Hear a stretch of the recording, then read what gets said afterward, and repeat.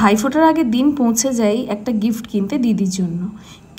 কী নেবো ভাবতে ভাবতে চোখে পড়লো এই শালটা, খুব ভালো লাগলো, তাই এটাই নিয়ে নিলাম। সকালবেলা উঠে স্নান টান করে রেডি হয়ে বেরিয়ে পড়লাম বর্ধমানের উদ্দেশ্যে।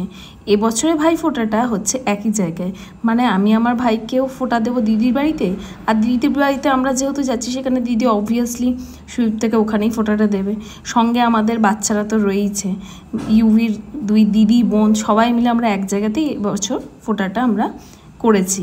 যাই হোক, আমাদের মধ্যে আমরা কিন্তু বোন ফোঁটাও করি আর কি, মানে দিদি বোনেদের মধ্যেও ভাই ফোঁটা বোন ফোঁটা শেয়ার হয় আর কি। তো যাই হোক, সবাই মিলে ভাই ফোঁটা হলো। সকালবেলা জলখাবারে লুচি ছিল, চানা ছিল, তার সঙ্গে ছিল পায়েস। এই সব কিছু খেয়ে টেয়ে নিয়ে দুপুরে জম্পেশ আয়োজন ছিল, সেটা তোমাদের একটু পরে দেখাচ্ছি।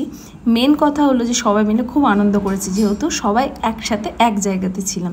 এবার বলে নিই দুপুরের লাঞ্চে কী ছিল। দুপুরের লাঞ্চে ছিল ফ্রাইড রাইস, চিলি চিকেন, আর ছিল পমফ্রেট ফ্রাই। খুব সুন্দর হয়েছে রান্নাবান্নাগুলো, দিদি দারুণ বানিয়েছিল। তারপরে গল্প টল্প করে বাড়ি ফিরে গেলাম। আর এত টায়ার্ড ছিলাম বলে তোমাদের আর কিছু শেয়ার করিনি। বাড়ি ফিরে এত খেয়েছিলাম আর ডিনার না সেরেই তোমাদের সাথে গুড নাইট জানিয়ে